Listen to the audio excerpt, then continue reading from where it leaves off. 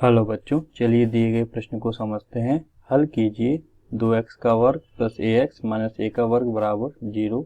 हल करने के लिए हम द्विघात समीकरण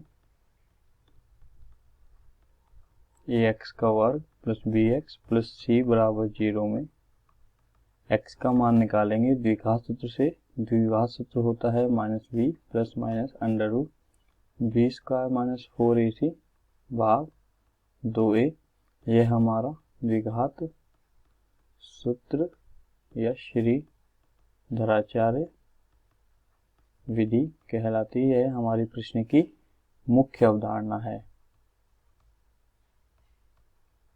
इसी अवधारणा के आधार पर हम प्रश्न को आगे हल करते हैं। चलिए दिए गए समीकरण को लिखते हैं। समीकरण दिया गया है 2x का वर्ग प्लस ax माइनस a का वर्ग बराबर 0। ये हमारा समीकरण एक। समीकरण एक की ax का वर्ग प्लस bx प्लस c बराबर 0 से तुलना करने पर हम abc का मान निकालते हैं। तुलना करने पर हमें a बराबर प्राप्त होगा 2, b बराबर प्राप्त होगा a, c बराबर प्राप्त होगा माइनस का a का वर्ग।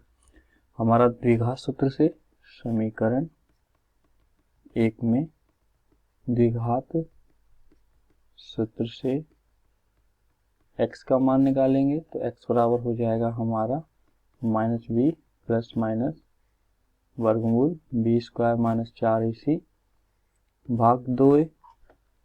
चलिए मान रखते हैं, तो मान रखने पर हमें प्राप्त होगा x बराबर minus a plus minus b square अर्थात a का वर्ग minus 4 Guna 2 Guna minus a का वर्ग भाग 2a अर्थात 2 गुना 2।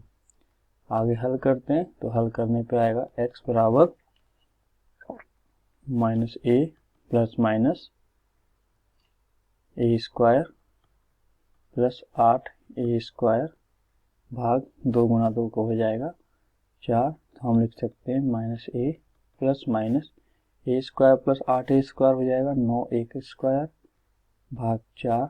तो x बराबर आ जाएगा माइनस a प्लस माइनस 9 का वर्गमूल होता है 3, a स्क्वायर का वर्गमूल होगा a भाग 4 अर्थात x के दो मान प्राप्त होंगे, एक बार धन चिन्ह लेने पर और एक बार ऋण चिन्ह लेने पर।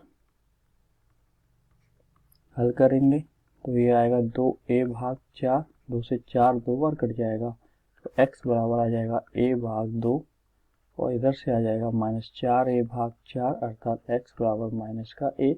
तो हमें x के दो मान प्राप्त हुए हैं, x बराबर a बटे 2 और x बराबर माइनस a। समीकरण को हल करके भी हमें यही ज्ञात करना था, तो हम लिख सकते हैं अतः प्रश्न में दिए गए